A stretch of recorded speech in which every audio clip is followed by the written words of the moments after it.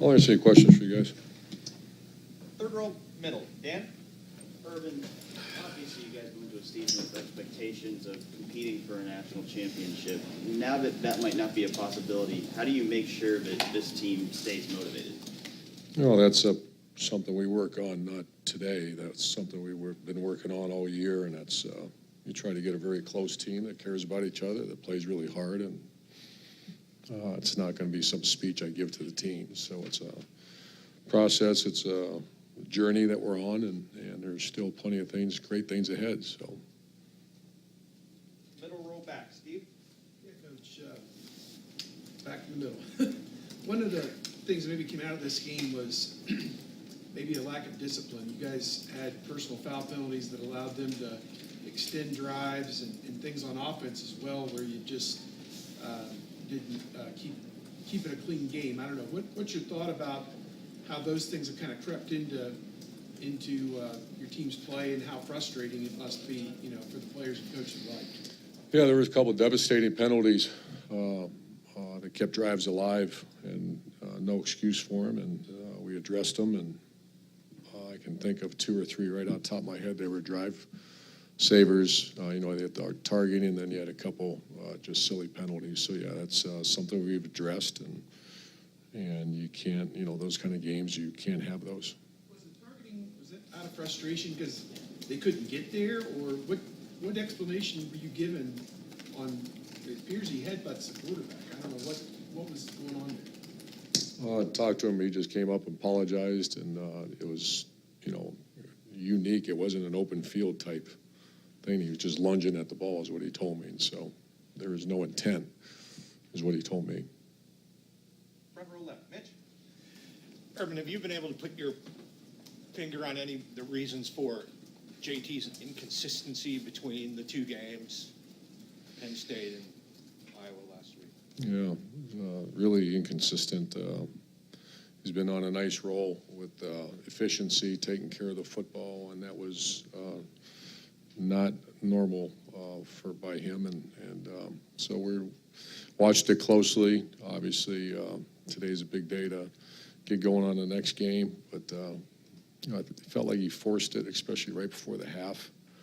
That was a devastating one. So just, we're not a sling 'em type group. We're a highly efficient throwing team, and he's been great up to this point. Did he tell you anything specific about what No. happened? Far right over here. Blake? Just the nature of this series with Michigan State, Coach, the closeness of it, and just the ability to bounce back now, kind of following up on. That's going to be a key. Like the person who asked earlier, what do you say? This is something that we've been working on for a long time. You still look at the standings, and Ohio State and Michigan State are 1-2 in the Big Ten East, and everybody knows this game, for the last, what's our 6th year playing them or something. It's usually it's just a prize fight. So the tougher team usually wins, and we got to understand what we're going to play against. Great respect for them, and they're playing well. Second row right. Rob? Urban, you know better than anybody how high the expectations are here. So after a loss like Saturday, people are asking, wondering, what's going on? What's wrong? Where's the program headed? I know when you came... Where's the program headed? Yeah. When you came here, you took it to the top, you fixed it. I would imagine the challenge of keeping and maintaining that height is different than fixing something. Is there a problem with the Just got to beat. We're playing Michigan State this week, and we got to really practice well and fix the turnover issue on offense and play a little better on defense. Kicking was much better. Front row right. Bill? When you were down last week this time, you talked about the maturity that your team showed in rallying against Penn State. Iowa scored 31 straight points after it was tied at 17. Did you misjudge the maturity level or the ability, or is it a case of Iowa playing really well and you're just having a bad day? I think Iowa played well, and we didn't play very well, and turnovers and not being able to get off off the field on defense caused that game to turn out the way it did. And you were asked this last week about J.K. Dobbins, and you said you don't micromanage. But you've also said in past years that you want to make sure that your top playmakers get the ball a certain amount of times. He only got 6 carries on Saturday. Is that something that you are disappointed with? Is something you're going to make sure you're going to change in the future? We have conversation about it. If there's a huge disparity between, I think Mike's playing hard. I think J.K.'s our starter. I had a couple nice runs. Those are things we talk about. But once again, I think Coach Alford does a nice job. You know, he should have more than 6 carries. But we got behind and started throwing it a lot. Front row right, Austin. Just to follow up on that, Herbert, is it possible that you may start micromanaging that, or why don't you get involved with trying to get J.K. the ball, if that makes sense? Because I think you have 2 quality tailbacks.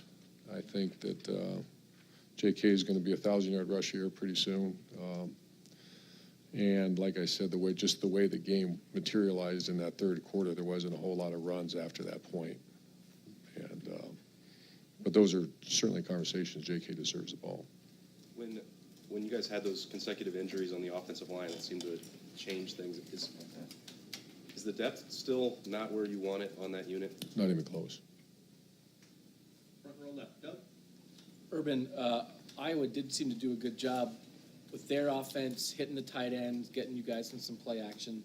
They found some things that worked, and it seemed like defensively they obviously had scouted you guys well and maybe sniffed out some of the things that you guys had done effectively in your past game previously. Did they have a better game plan on both sides of the ball than Ohio State I think did? they for this game? executed their game plan well. I thought the first few drives was, through the first quarter and a half, it was up and down the field, and then we went on when that had those injuries in the 17-17 ball midfield, and you feel like you're somewhat controlling the line of scrimmage, our offense I'm talking about, and high-end execution in the pass game, and then it just, a bunch of 3 and outs, and we couldn't get off the field, and then they start panicking on the offense, and that's not good for anybody.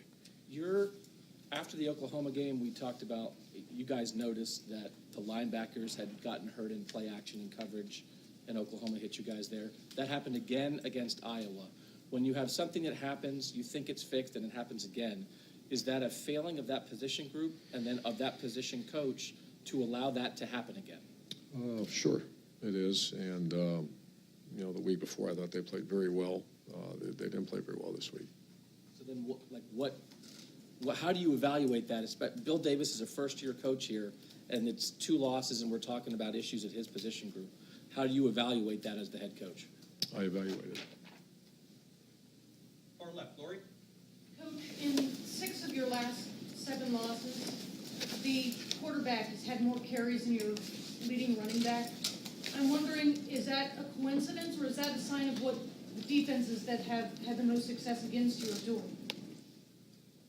That's a good question. A lot of times when you're struggling, that's kind of your get out of jail card free. That's I can see that now that you brought that up.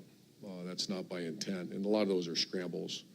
When you're behind and you start throwing the ball, you're going to get some pressures where the guy's going to run a little bit. Is there an ideal ratio that you'd like to see there? As far as Q runs, Yeah. you don't want to have that many. You want to 8 to 10 to 12. You don't want to have that many. Second row left, Ari. Urban, when you first got here, I remember you saying that you hoped that this program would get to a point where there would be a lot of early NFL departures, like that would be an annual thing. I've said that. Yeah, or you said that is a sign that things are cooking well, or something like that. Now that that's kind of come true every year, you guys have guys leaving early to the NFL. Are there challenges that you face in this program other than just the idea of having to replace them on the field? I'm talking about bigger than just every year having to replace them. Sure. I don't remember saying that. I think that's part of the life in the big city, that when you recruit good players and develop them and they play well, that there's chances, great chances. It creates all kinds of issues. When you start talking about as many as we've had, as far as the turnover, as far as keeping that recruiting board fluid, as far as an early signing date, that's going to be all This is all major numbers game that you have to somehow manage. And, you know, the date, I think, is January something, 15th or 14th, whatever that date is that you find out. Sign the date's already been over for a while. Those are all things that are, and we're playing Michigan State, but those are all things that occupy a lot of time. I've had a few questions from readers asking, like, if you felt like that this has become such an NFL factory that it's hard to get complete buy-in from the team in terms of just, you know, players who have been here for a long time, because there's people continually leaving every other year and they're coming here more so to be developed. That's something you gotta watch. You gotta watch. I mean, that's something that happened to us at Florida a little bit where, you know, guys, you know, every player that comes to Ohio State has a dream of playing in the NFL, and they should. But you have to, you know, whether it's agents, whether it's people in people's ear, and those are all things you have to have constant conversation with them about. And watch closely. Bill? Urban, this team throws the ball more than any team you've coached in your career statistically. You're running the ball less than you have at any other time since you've been here. We've talked a lot about the passing game. I know you guys have worked hard to become more balanced. Is it possible that in that quest to become a better passing team, you've maybe lost a little bit of your identity as a power running team? Yeah, we discussed that as well.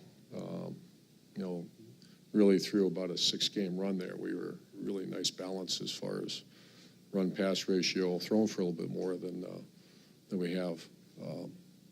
But yeah, that's a much different, you know, makeup right now than when we were heavy. It used to be about a 70% run. It's about 65, about 55, 45 now. And then Lori asked you what the quarterback runs. We know when you're running the read, like if they're going to let the quarterback keep it, he should keep it. How do you adjust to make sure when they are doing that, that you still find ways to get the ball into the tailback's hands? That's hard because that's exactly what Iowa was doing. Those weren't designed Q runs. Those were they were going to take the ball out of JK's hands, a lot of those runs. So those are all things that we have to game plan and continue to work and find ways to give handoffs to the tailback. And final question, front row right, Tim? Yeah, Urban, going back to your defense real quick, I know you won't get into detail about it, but what did you and Greg talk about over the last day and a half about what you saw out there, 48 points? You know, obviously they got a pick 6. But what just generally was your biggest disappointment about the way the defense played? Oh, I missed tackles, and I didn't feel this was one of the first games I can remember not controlling the line of scrimmage and just not getting off the field in third downs because of penalties or because of, you know, we had them backed up several times and they got out of the hole.